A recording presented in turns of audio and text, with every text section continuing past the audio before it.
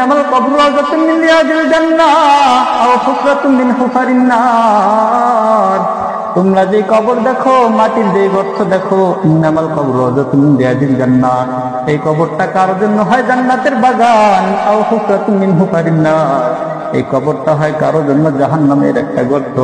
আমরা যারা সর্বদাই হাসি তামাশার ভিতরে ব্যস্ত থাকি, সর্বদাই হাসি ঠাট্টার ভিতরে ব্যস্ত থাকি, মনে করি জীবনটা শুধু হাসি ঠাট্টাই, তারা হাদিসটা মনোযোগ দিয়ে শুনবো। তিরমিজি শরীফের 2628 নম্বর হাদিস। হাদিসের বর্ণনাকারী আবু সাঈদ খুদরি রাদিয়াল্লাহু তাআলা আনহু বলেন, দাখালা রাসূলুল্লাহ সাল্লাল্লাহু আলাইহি ওয়াসাল্লাম মুসাল্লা, একবার নবীজি সাল্লাল্লাহু আলাইহি ওয়াসাল্লাম নামাজের জন্য মসজিদে গেলেন। ফারাআ নাসান কাআন্নাহুম ইয়াক্তাসিরুন, তখন একদল লোকদেরকে দেখলেন তারা মসজিদের ভিতরে হাসাহাসি করতেছে।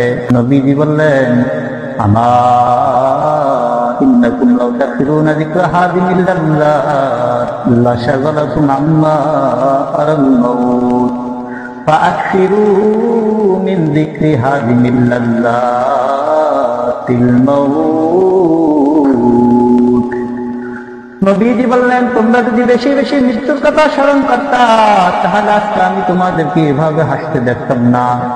কারণ মানুষ যখন বেশি বেশি মৃত্যুর কথা স্মরণ করে তখন তার অন্তর থেকে, তার দিলের থেকে দুনিয়ার স্বাদ চলে যায়, দুনিয়ার রং তামাশা তার অন্তর থেকে বের হয়ে যায়। অতএব তোমরা বেশি বেশি মৃত্যুর কথা স্মরণ করো, তাহলে তোমরা এভাবে হাসি ঠাট্টা করবা না। এরপরে নবীজি বলেন, ফাইন্নাহু লা ইয়াতি আলাল কবরি ইয়াউমুন ইল্লা তাকাল্লামা ফায়াকুলু আনা বাইতুল গুরবা। প্রত্যেক ব্যক্তিকে প্রত্যেক দিন তার কবর লক্ষ্য করে বলে, আনা বাইতুল গুরবা, আমি হলাম অপরিচিত ঘর, আমার কাছে আসবা, সাবধানে আসবা।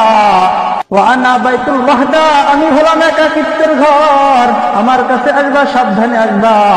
ওয়া আনা বাইতুত তুরাব, আমি হলাম মাটির ঘর, আমার কাছে আসবা, সাবধানে আসবা। ওয়া আনা বাইতুদ দুর, আমি হলাম পোকামাকড়ের ঘর, আমার কাছে আসবা, সাবধানে আসবা। এরপরে নবীজি বলেন, ফাইদা দুফিনাল আব্দুল মুমিনু ইয়াকুলু লাহুল কবরু মারহাবান ওয়া আহলান। যখন কোন ইমানদার বান্দাকে কবরে দাফন করা হয়, দুনিয়ার মানুষ যখন কোন ইমানদার বান্দাকে কবরে দাফন করে, তখন ক্বালা লাহুল কবরু, তখন ইমানদার বান্দাকে কবর বলতে থাকে, মারহাবান ওয়া আহলান, হে স্বাগতম স্বাগতম, হে ইমানদার বান্দা তোমাকে স্বাগতম জানাই।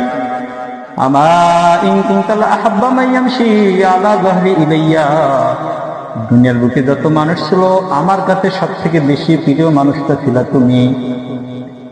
ফাইদা উল্লিতুকাল ইয়াউমা ওয়া সিরতা ইলাইয়া, আজ যখন দুনিয়ার মানুষ তোমাকে আমার কাছে রেখে গেল, তোমাকে কবরে দাফন করে চলে গেল, তুমি আমার কাছে চলে আসলা, পাতা তারাসানি আইবিকা, তোমার সাথে আমি কি রূপ আচরণ করি তুমি অতি শীঘ্রই দেখবা।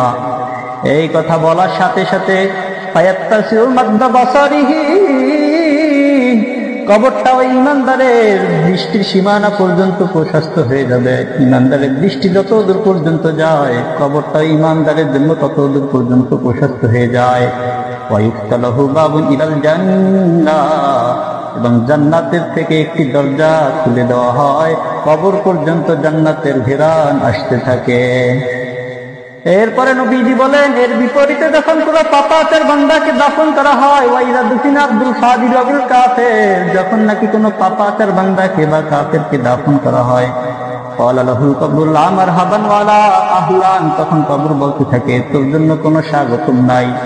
আমা ইন কুনতা লা আবগাদা মান ইয়ামশি আলা যাহরি ইলাইয়া, দুনিয়ার বুকে যত মানুষ ছিল সব থেকে বেশি নিকৃষ্ট মানুষ ছিলি তুই আমার কাছে। ফাইদা উল্লিতুকাল ইয়াউমা ওয়া সিরতা ইলাইয়া, দুনিয়ার মানুষ যখন নাকি তোকে আজকে আমার কাছে রেখে গেল, তুই যখন নাকি আমার কাছে আসলি, পাতা তারাসানি আইবিকা, তোর সাথে আমি কি রূপ আচরণ করি অতি শীঘ্রই দেখতে পারবি। এরপরে নবীজি বলেন, ফায়ালতাইমু হাত্তা তালতাকিয়া ওয়া তাখতালিফা আবলাহু, কবর এই কথা বলার সাথে সাথে দুই পাশ থেকে তাকে চাপ দিবে, চাপ দেওয়ার পরে তার দুই পাজরের হাড্ডি গুলো এক পাশের হাড্ডি অপর পাশের হাড্ডির ভিতরে ঢুকে যাবে। قال رسول الله صلى الله عليه وسلم بأصابعه فأدخل بعضه في جوف بعض। দৃশ্যটাকে নবীজি সাল্লাল্লাহু আলাইহি ওয়াসাল্লাম নিজের হাতের মাধ্যমে ইশারা করে সাহাবাদেরকে দেখান। فأدخل بعضه في جوف بعض, এক হাতের আঙ্গুলিগুলোকে অন্য হাতের আঙ্গুলির ভিতরে ঢুকিয়ে দিয়ে বলেন এভাবে তার এক পাজরের হাড্ডিগুলো অন্য পাজরের ভিতরে ঢুকে যাবে। এরপরে তার কবরে 70টা সাপ নিযুক্ত করা হবে।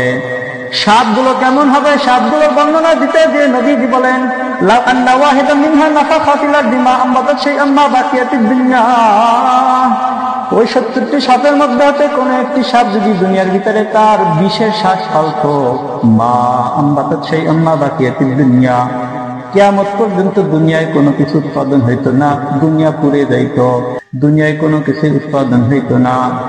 ফায়ানহাসনাহু ওয়া ইয়াখদিসনাহু, এই সাপ কিয়ামত পর্যন্ত তাকে সবল মারতে থাকবে, তাকে খামচাতে থাকবে। হাত্তা ইউসরা বিহি ইলাল হিসাব, হাজার হাজার বছর কবরের ভিতরে সাপ তার সাথে এভাবে আচরণ করতেই থাকবে।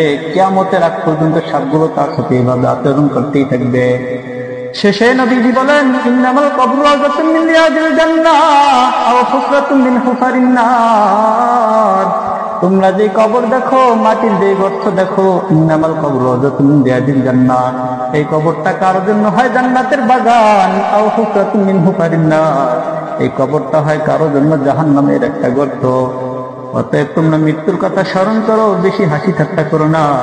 কবরের কথা স্মরণ করো, মৃত্যুর কথা স্মরণ করো। তোমাদের অন্তর থেকে দুনিয়ার রং তামাশা বের হয়ে যাবে। আর একটা হাদিস নেই, এটা তো হলো তিরমিজি শরীফের 2628 নম্বর হাদিস। এখন একটা হাদিস শুনবো, তিরমিজি শরীফের 2458 নম্বর হাদিস। এই হাদিসের বর্ণনাকারী আবু হুরায়রা রাদিয়াল্লাহু তাআলা আনহু বলেন قال رسول الله صلى الله عليه وسلم من يأخذ عني هؤلاء الكلمات فيعمل بهن أو يعلم من يعمل بهن। নবীজি বলেন মাইয়াখুযু আন্নী হাউলাইল কালিমাত, সাহাবাদেরকে লক্ষ্য করে বললেন তোমাদের মধ্যে কি এমন কেউ আছো যে রাজি আছে মাইয়াখুযু আন্নী হাউলাইল কালিমাত, এখন আমি কিছু কথা বলবো, এই কথাগুলো আমার কাছ থেকে শিখে নিবে, শিখে নিয়ে সে নিজে আমল করবে বা যারা আমল করতে চায় তাদেরকে শিখাবে। সাথে সাথে আবু হুরায়রা দাঁড়িয়ে যেয়ে বললেন আনা ইয়া রাসূলুল্লাহ, আবু হুরায়রা বললেন ইয়া রাসূলুল্লাহ আমি রাজি আছি, আমি নিজেও আমল করব, অন্যদেরকেও শিখাবো, আপনি আমাকে কথাগুলো বলেন। আবু হুরায়রা বলেন ফাখাযা বিয়াদি ফাআদ্দা খামসা, নবীজি আমার হাতটাকে এভাবে ধরে গুনে গুনে 5টি কথা বললেন। সর্বশেষ 5 নম্বরে বললেন লা তুসরিদ দিহকা ফাইন্না কাসরাতাদ দিহকি তুমিতুল কল, আবু হুরায়রা বেশি বেশি হাসবা না, কম হাসবা, বেশি হাসবা না। ফাইন্না কাসরাতাদ দিহকি তুমিতুল কল, বেশি হাসলে মানুষের অন্তর মরে যায়।